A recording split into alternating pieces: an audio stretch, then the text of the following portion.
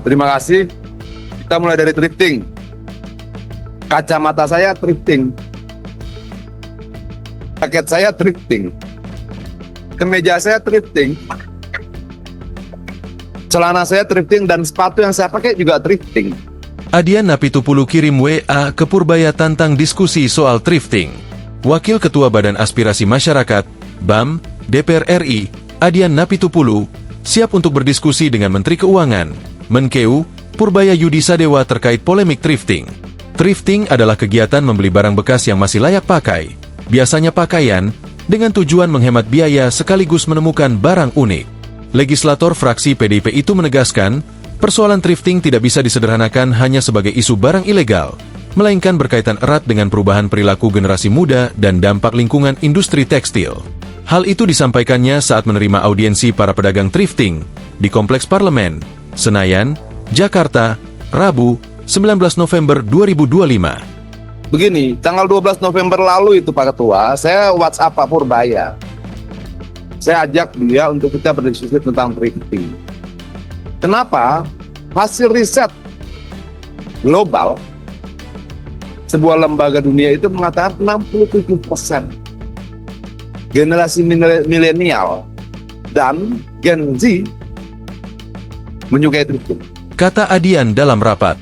Berdasarkan data yang ditampilkan, Adia menjelaskan kebutuhan air industri tekstil yakni satu celana jeans membutuhkan 3.781 liter air, sementara satu kaos atau kemeja katun membutuhkan sekitar 2.700 liter, atau setara dengan konsumsi air minum satu orang selama 2,5 tahun.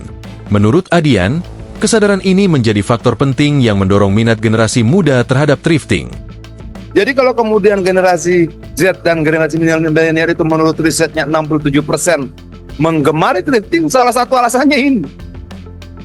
Artinya bahwa thrifting tidak kita bisa lihat sesederhana yang disampaikan oleh Pak Purbaya. Kalau kemudian kita bicara ilegal, ilegal.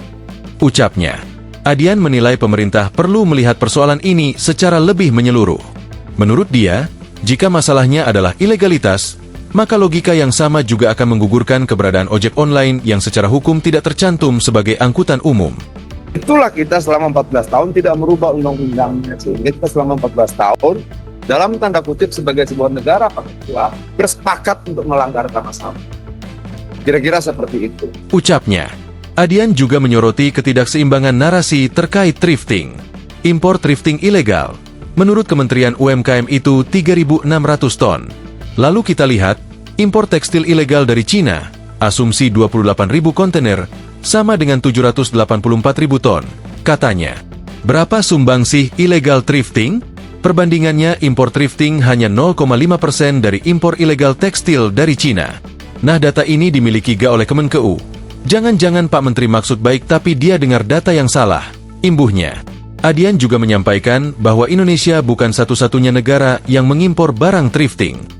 Dia menjabarkan Amerika Serikat pada 2021 mengimpor thrifting senilai 2,19 triliun rupiah, Belanda 2,76 triliun rupiah, dan Rusia 2,18 triliun rupiah. Jadi bukan cuma kita, perdagangan dunia juga. Ini datanya jelas. Pungkasnya, diberitakan sebelumnya, Menteri Keuangan Purbaya Yudi Sadewa menegaskan bahwa praktik impor pakaian bekas, thrifting, ilegal akan ditindak tegas karena dinilai merugikan negara, mengancam industri tekstil dalam negeri, serta berisiko terhadap kesehatan masyarakat. Pemerintah menilai praktik ini melanggar aturan impor dan berpotensi merugikan UMKM serta industri tekstil lokal. Purbaya menyebut impor pakaian bekas ilegal akan diberangus. Pemerintah ingin menindak tegas importir yang memasukkan balpres tanpa izin resmi.